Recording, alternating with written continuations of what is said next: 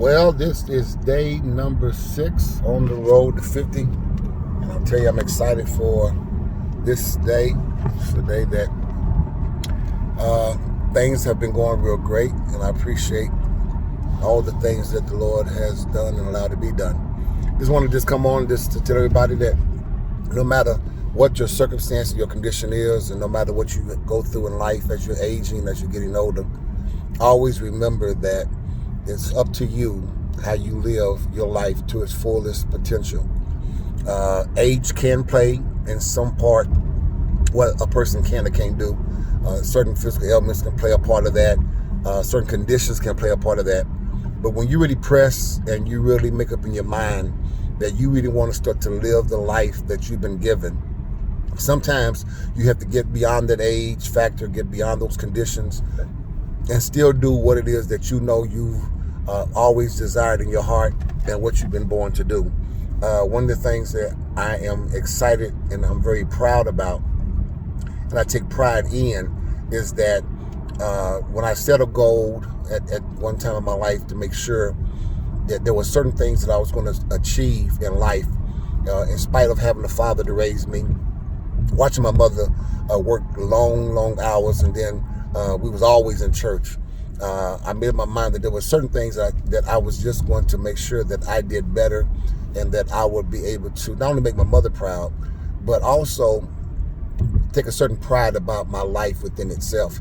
And when that turn started to take place, and I got a chance to do some things that no one in my neighborhood ever did, and go places that some people that I was raised with have never traveled and seen, it was a great internal feeling, a great internal achievement that had taken place, where the goal that was set was the goal that was achieved. And I started learning the importance of making short-term goals turn into long-term moments of our life that would be memories that we will always have, that what we had desired to start to do, we were able to get it done. And I want to encourage you that you're not too old to live your dream. You're not too crippled to still do certain things in life. You just got to press. You got to push beyond the pain. You got to push beyond the disability, push beyond whatever it is that's causing you not to be able to really maximize your life in fullness. Now, I told you that on yesterday I might give up. I ain't no snitch, and I ain't dry snitching, but I told you yesterday I might give you some insight into the reason why I said I'm not really supposed to be here, based on some decisions that I made prior to this change. I was wild as a young man, even though I was born and raised in church, and I was known as a church boy. But this church boy also had some street in him, and also was raised in neighborhoods where you had to do what you had to do to sometimes to survive, and also sometimes to have fun. Well, I never forget, I kept begging my mother for a car, and finally she got me one. It was a station wagon Vega. Yeah.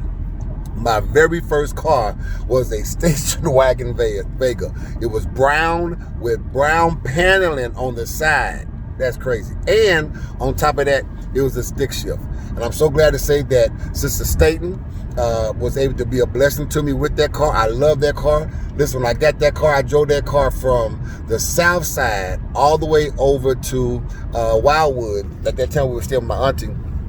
All the way up to Wildwood, and I thought I was in 4th gear, getting ready to hit 5th gear. Yo, I drove that thing on the highway in 1st gear. Didn't know nothing about no driving, no stick shift. Sister Staten, husband, came out, tried to show me how to shift gears, how to downshift. About maybe a 10 to 15 minute lesson. I thought I had it. When I pulled out of his house and hit that curve and came out of that neighborhood, it was 1st gear all the way, baby. All the way.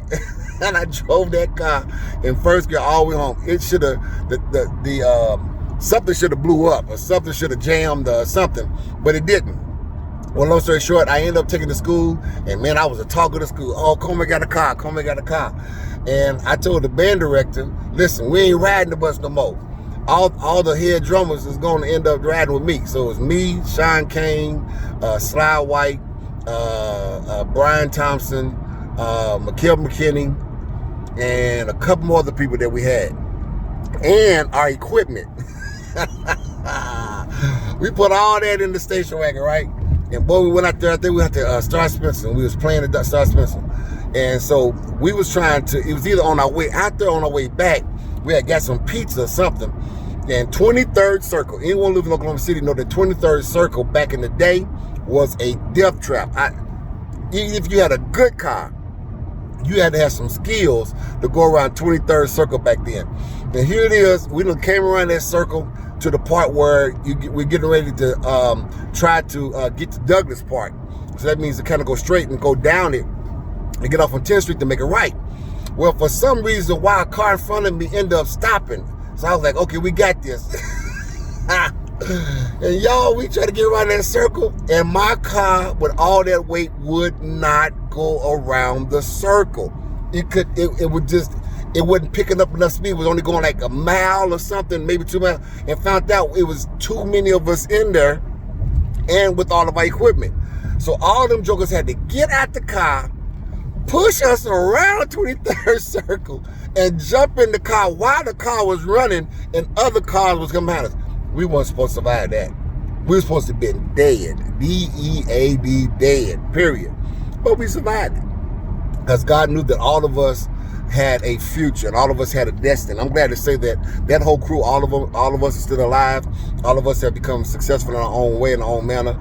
All of us are great fathers and husbands and got a chance to do some great things in life and make some pretty good money, and now we all hitting that 50 one at a time. Boom, boom, boom, boom, boom. One at a time, we're hitting that 50.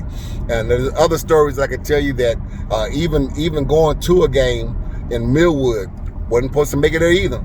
You know, some grown man want to sit there and mouth off at us kids, and I'm sad to say, but we whooped the snot at that joker.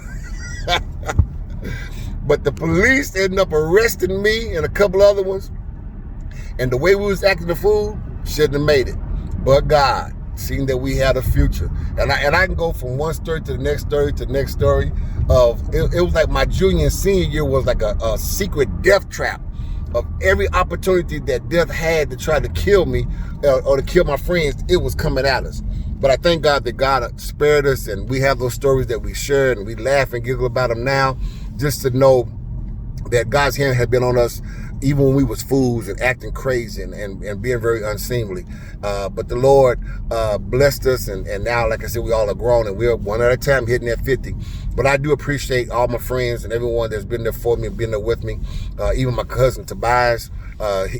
We got some stories from the 7th grade at Jackson Middle School of us having to fight Kerr Village. It was the East Side versus Kerr Village, and man, golly, all my stories have me fighting something. Listen. These hands. Whoa. Look at that. That boy that hand like George Foreman. Boy, that hand like if it hit you, it ain't nothing but good night, Sally. Good night. Oh my God. But yeah, they done been through a lot. But I appreciate everything. I appreciate all the stories and memories that I have. And you know, when you get back to turn 50, I've heard that this happens where sometimes you go down that memory lane and you look where God has really brought you from. And man, Lord, even from overseas, fights over there in Japan and over in the Philippines and in Okinawa and in Thailand, all them places I had to fight. I got not only did I have fun, well, I had to fight in every country. Because if you just mess with my boys, you mess with somebody that was like family, I took that serious. One thing I was sharing with somebody, that it's amazing that sometimes you can be a friend to people that's not friends back to you. You can show loyalty to people that sometimes that loyalty is not at the same level shown back to you. But that's why you do things in spite of. I learned from an early age, my mother always taught me about agape, that in spite of love, that if they don't ever say thank you, if they don't ever do what you do for them back to you, do it from your heart. And then if it's done from your heart and it's done for the right reason and the right purpose, then you ain't got to worry about how you feel about they didn't pay me back or they didn't do it for me or blah, blah, blah. No, none of that stuff would matter. And I've tried to exercise that way of living and thinking majority of all of my life, especially my adult life, that if I do something for you, it's really from the heart. Do I want to hear thank you? Of course. If I bought you a car, would I want you to turn back around and buy me one? Of course. But if you don't, hey, it's all good, because what I did it from my heart. So that's a quick 10-minute lesson. Love y'all. On the road to 50. Look here.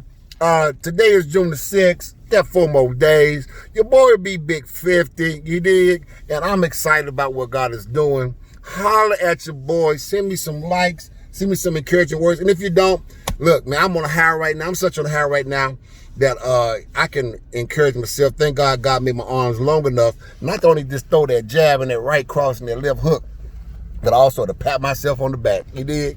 All right. Love y'all. May God bless you. Until tomorrow, you enjoy whatever road you on while I'm enjoying the road to 50.